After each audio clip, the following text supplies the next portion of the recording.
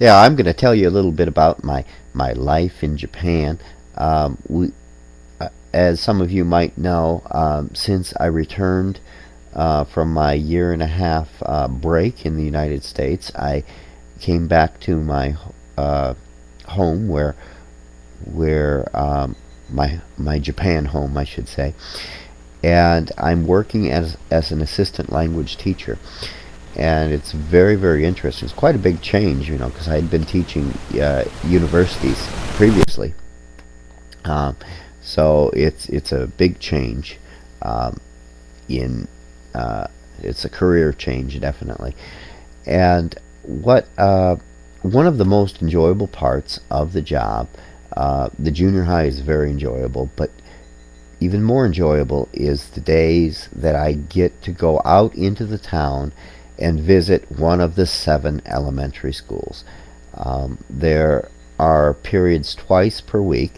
Every Tuesday, I will go to the elementary school and spend the entire day there. And when I have the opportunity to spend the entire day there from 8:10 to 4:10, I can teach first grade, um, which are 6 years. They have 6-year-old students, all the way up through 6th grade, and I can eat lunch with the students, participate in their sports activities, and anything that might come up during the day. So it's quite an enjoyable experience there. Uh, Now, as far as the English education um, that goes on, now that's kind of a big question or a dilemma for me. Um, each one of the 7 schools tends to approach the foreign teachers visit a little bit differently, and however, all of them are very helpful and very friendly to me, and we have an excellent working relationship. However, when I go to teach, some schools uh, basically don't do, from the school's standpoint, don't do any preparation for the English lesson and leave it all up to me. And there are some that basically do everything and do not involve me in the planning. That's one extreme to the other. And there are some that communicate with me about the lesson contents before the lesson, and there are some that don't. Um, so it's quite a mixed bag there. Now, one of the problems I have is one of the schools I go to, there is a senior teacher. There's actually 2 schools that are very similar in profile.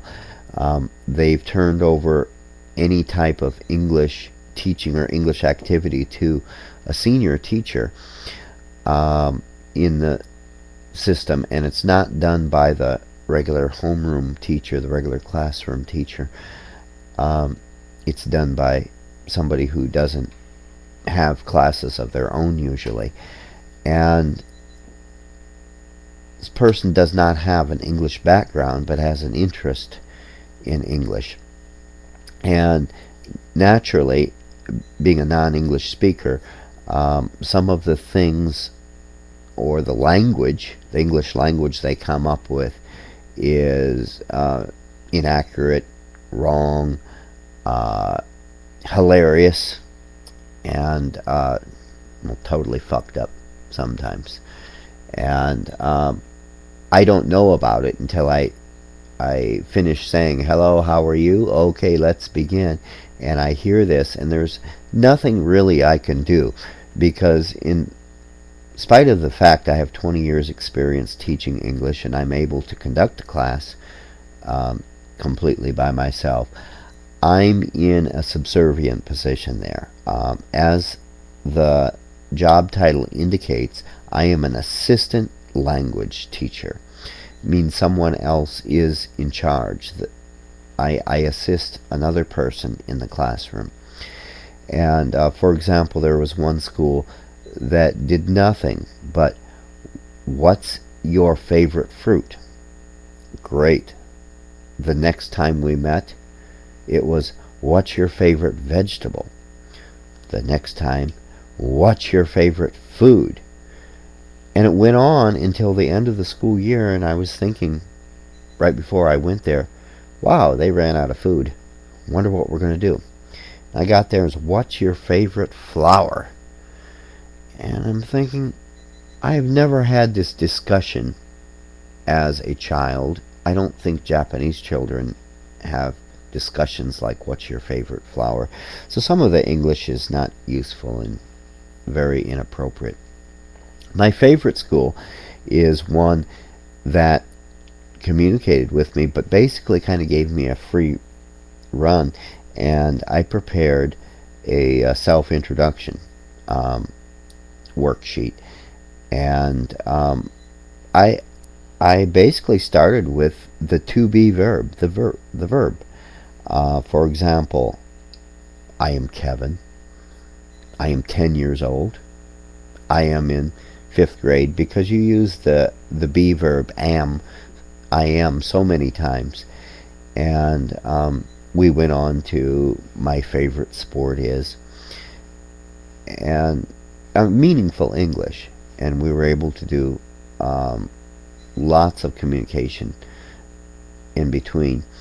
And so, like, if they recognize that I did have some abilities, that I could help out and participate in the planning, it went really well.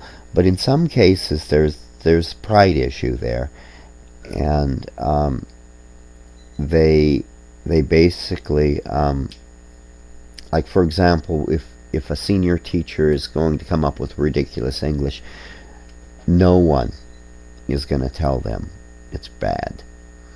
I'm not in a position to tell them. I can suggest after the lesson that perhaps this is a better way to do it, but by then it's too late. For example, we had a class of 6th graders where the teacher had prepared something I thought was appropriate for 4 and 5-year-olds, and it was the names of animals. Japanese people know the names of animals very well. Little kids do. And they were using a little rhythm box in there, and I had to make them say dog, cat, lion, elephant, and words they already knew. And then she thought we'd say, what's this? And she prepared, it's elephant, it's lion. I said, well, actually we say it's a lion, it's an elephant. She says, oh, I know about and on, but let's junior high can teach that. So basically they would teach the wrong English first and expect the junior high to straighten it out. So any type of opinion I had, I just basically had to withhold, and it made me feel like I did more damage by coming there than if I didn't at all. And believe me, I've, in my 20 years of teaching English, it's much worse to teach a young student, incorrect English than to teach no English at all. It's better just, spend extra time improving your math score or your native Japanese scores on your homework than just teaching bad English that's going to have to be somehow pulled out of their head. So yeah, I mean, I enjoy my job, but it's fucked up.